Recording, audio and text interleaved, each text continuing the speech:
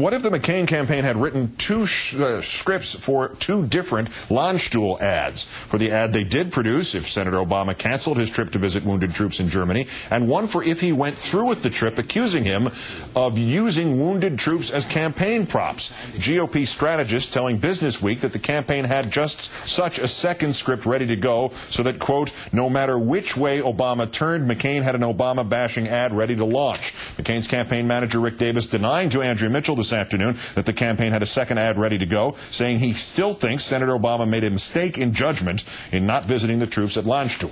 Let's turn now to our own Eugene Robinson, also, of course, associate editor and columnist at the Washington Post. Good evening, Gene. Hi, Keith. All right, two ads ready to go. If true, would that not seem to prove that McCain, having already reversed that position of I'm running a completely clean campaign, really could be willing to say anything to win the White House?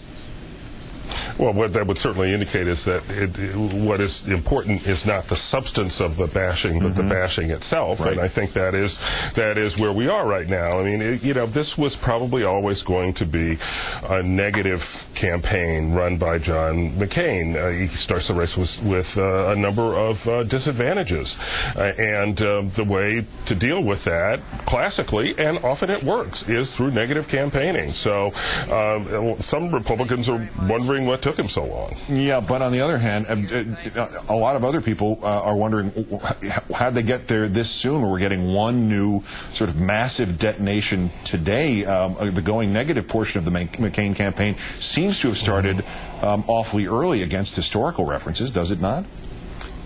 Well, against historical references, yes, and there is a certain kind of frantic nature, the sense you get that, we talked about them having two ads ready. Did they have a second, Paris Hilton ad too, a Lindsay Lohan ad in case that tested better? I mean, it's just like throwing this stuff against the wall.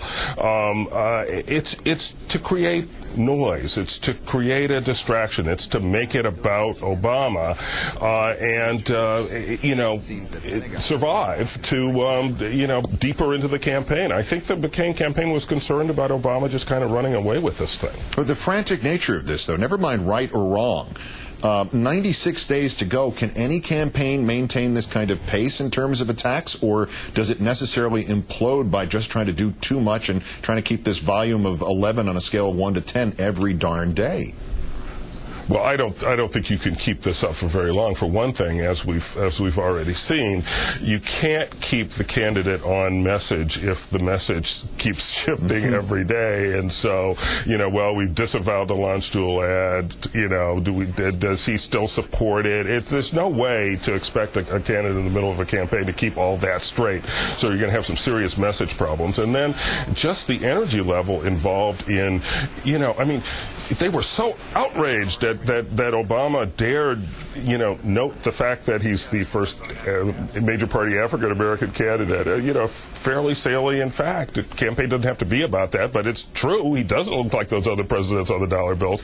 But, that took a lot of energy to summon that sort of outrage in the McCain campaign. I don't think you can do this indefinitely. And if the goal is to influence not necessarily national media, but local media, as they have said, then they get hit with stuff like that was in the St. Petersburg Times today. The self-described happy warrior in the 2000 presidential campaign has turned sour in 2008, and the candor and straight talk that once made him such an attractive candidate are rapidly disappearing. That's obviously a crucial swing state.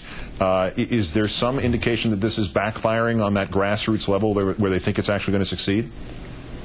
Well, that's obviously not the kind of editorial you want to see. I mean, the question is McCain aiming all this at the kind of red meat conservative Republican base that may have had some doubts about him from the beginning, or is he going to go after those independents who remember the old independent bipartisan John McCain?